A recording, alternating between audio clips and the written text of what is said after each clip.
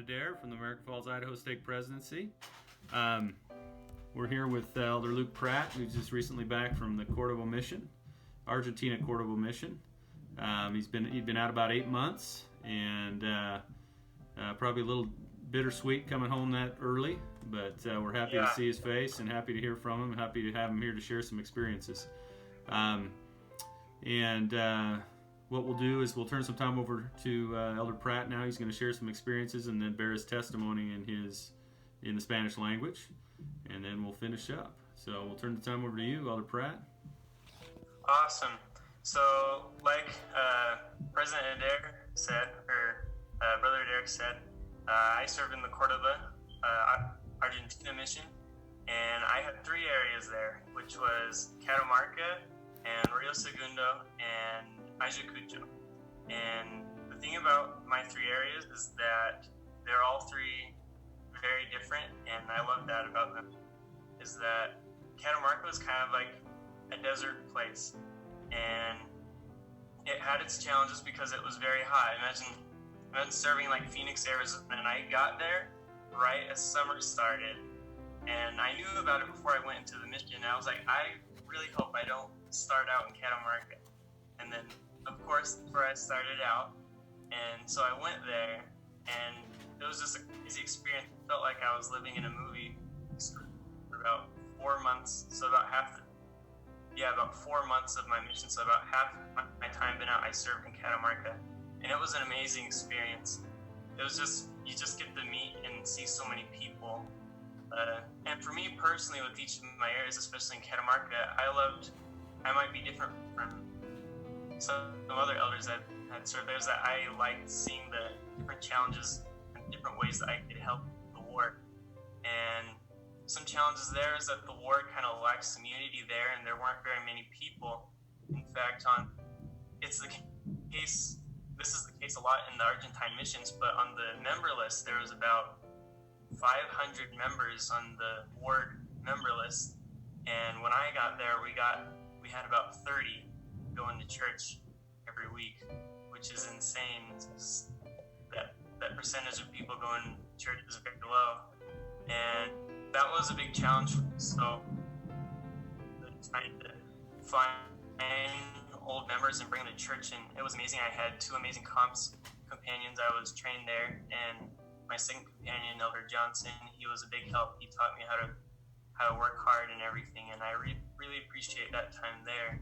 And my second area was a little closer to Cordoba. Catamarca was about 6 hours away. It was about a 6-hour bus ride. My second area, it was called Rio Segundo, and it was about an hour away on bus from Cordoba, and it was nice. It was a little farm town, and it felt like I was serving in Blackfoot, Idaho, actually. It was just the farm town, and then right outside there was just fields for days, and it was beautiful. We had bikes. Every aspect of that was amazing. I felt almost right at home.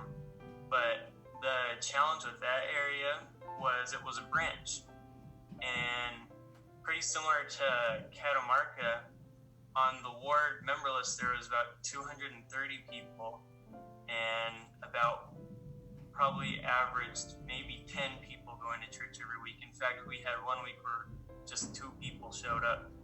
There was just the 2 members, and then there was so that was a big challenge in Rio Segundo for us, was just the lack of people. So we kind of had to focus on finding new people, and in doing that, you really see a lot of blessings.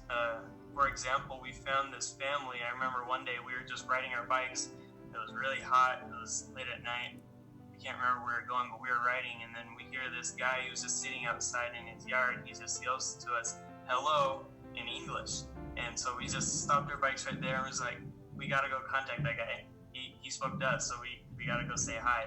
So we went and talked to him, and it was just a great experience. We went by several days, and we kept on passing by, and we kept on teaching him, and we just became really close friends, and he was just an amazing guy to teach me. In fact, we shared several points from the Book of Mormon, such as Lehi's first vision, and things that we thought we'd have to explain pretty well to him. And we'd share it, and he'd get everything just first try. It was amazing. that area, the president, I only had one transfer there because the president of the mission decided that there were better uses of missionaries in other areas. So they closed that area after my first transfer there. So didn't get to see, never was able to baptize that man or his family. I still communicate with them over Facebook, but that was really a good blessing for me to just meet them and kind of bring my spirit up in that a little bit. And then right after that, I went to an area that was like almost right in the middle of Cordoba, the big city. I finally made it there, and I got one transfer there before this whole coronavirus broke out. And another challenge with that ward, pretty similar to Catamarca, was that the ward wasn't very united in very many things. There weren't any ward activities or anything, so we really tried to get that moving the time that we were able to work. We were just able to work for 4 weeks, and then after that we were in quarantine. So it was rough, but that's what I loved about each and every single one of my areas, is that they each had their own challenges, and that those challenges kind of drove me to work hard. And unfortunately, during my time in Argentina, I never was able to baptize anyone. I never got that chance. I came close a few times, but then it always seemed like they'd move away or something. I'm like, no, so close. But I just want to testify that the blessings from missions come in many different ways. They don't always just come in baptisms. They come through the people that you meet and the members and little small things. You can see that all the time. And I know that I'm going to continue my mission, and that I hope that someday I would be able to get the opportunity to baptize a good member, and I hope that the people that I've taught in the past and in the future will be able to be baptized also. So that's mainly just the big message I want to share, is that we receive many blessings from the work we do in many different ways. So that was everything. Awesome, Luke. Appreciate your experiences there. I was just going to mention, I had kind of a similar experience to you in Ogden, Spanish speaking. There was baptisms all around me, happening left and right.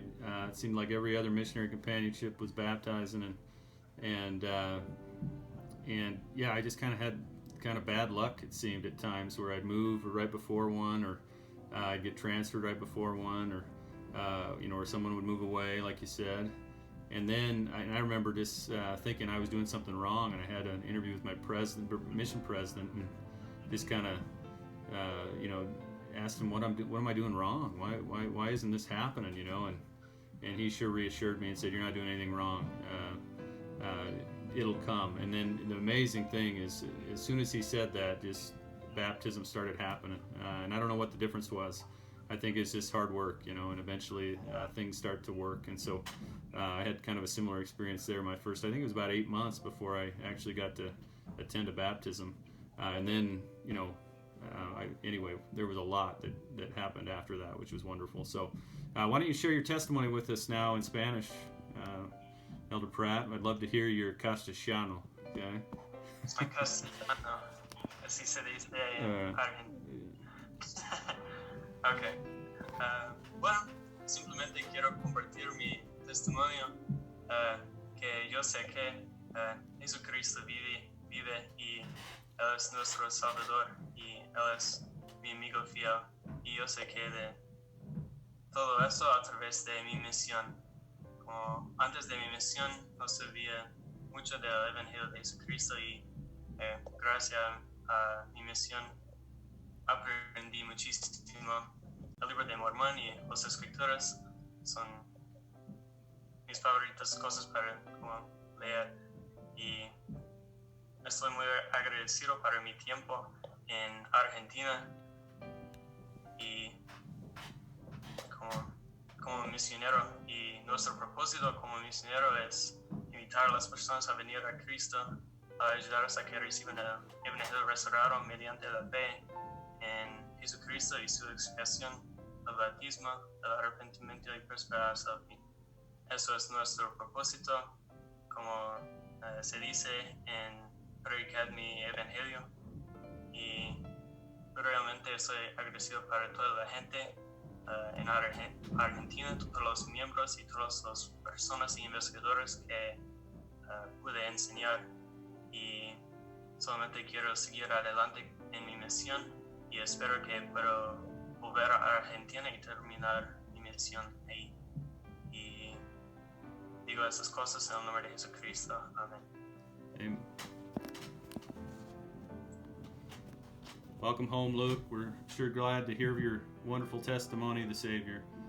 We'll end the meeting at that point. We appreciate you. Excited for you to get back out and serve. Planning to head back out, it sounds like, as soon as they're able to, right? Yes. Good. As soon as I'm able to. As soon as they give you the go-ahead, you're headed back out. So, wonderful. Yep. Okay, thanks, Luke. We'll talk to you soon, okay? Okay, sounds good. Take care, bud. Okay, see ya. Bye.